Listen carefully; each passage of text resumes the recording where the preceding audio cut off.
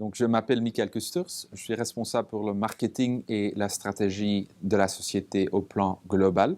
On a observé en fait 4 grandes générations, 4 grandes périodes depuis les années 70 dans le monde des SIRH.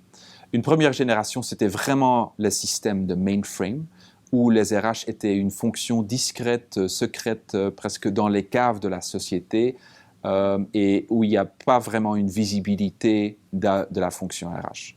Puis, il y a la génération des ordinateurs, des PC, Personal Computing, qui a permis aux RH de se développer à travers certains applicatifs, la gestion des temps, l'administration des RH et aussi la paie.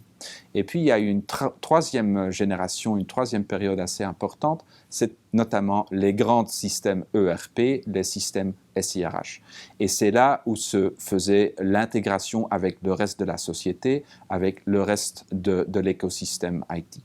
La quatrième génération se fait surtout dans le monde Internet, dans le cloud, avec des aspects sociaux, avec des aspects mobiles, etc.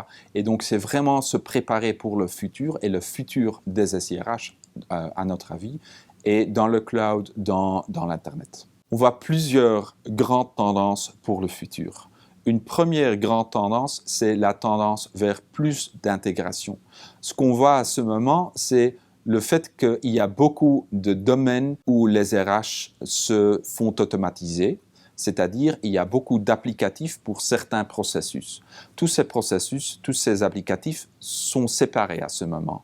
On a besoin d'éviter des petits îlots d'informations. Et donc, on doit rassembler toutes ces données et de faire intégrer afin d'avoir une vue globale, afin d'avoir une vue plus analytique sur les RH. Ça, c'est une première grande tendance. Donc, une deuxième tendance importante, c'est le compliance. C'est en fait la mise en conformité avec la nouvelle réglementation. Donc, il y a toute une vague de règlements qui affectent les RH et qui vont influencer le monde des RH. Et c'est bien important pour les professionnels du RH de faire en sorte qu'on continue dans ce domaine. Une troisième tendance très importante, c'est permettre aux sociétés de développer une stratégie Analytics, une stratégie qui est basée sur les données des RH.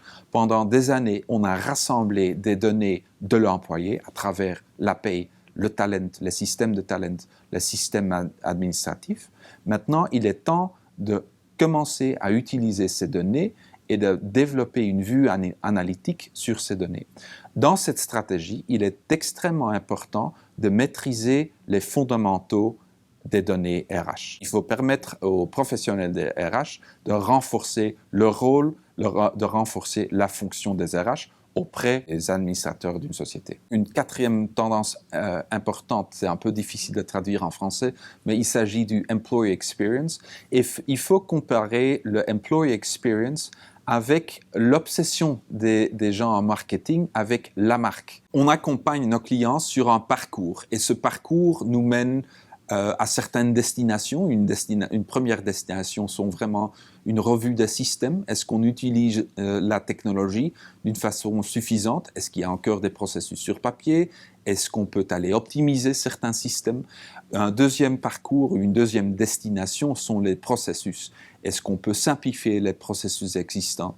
Est-ce qu'on peut aller optimiser les processus, standardiser les différents processus?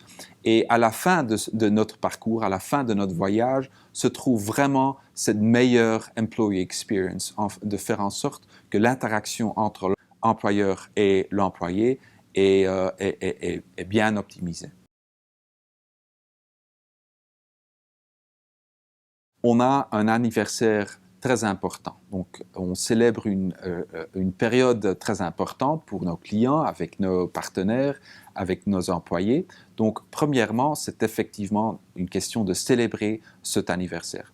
Deuxièmement, on veut aussi documenter cette période assez importante et un peu faire un pas en arrière afin de faire une réflexion sur le futur. Parce qu'on peut apprendre pas mal de choses de l'histoire récente et projeter dans le futur afin de prévoir le futur au niveau de la technologie, des systèmes, des processus. Je pense qu'en revisant l'histoire récente, on peut bien prévoir le futur proche. Je pense que pour le monde des RH, on entre une période extrêmement intéressante. Et la raison pour laquelle le monde devient tellement intéressant, c'est parce qu'on va être capable de profiter, d'utiliser la technologie d'une façon qu'on n'a jamais vue auparavant. Donc on voit la vitesse de l'innovation s'accélère en fait. Et donc là, on voit un monde de possibilités qui se déploie, qui se présente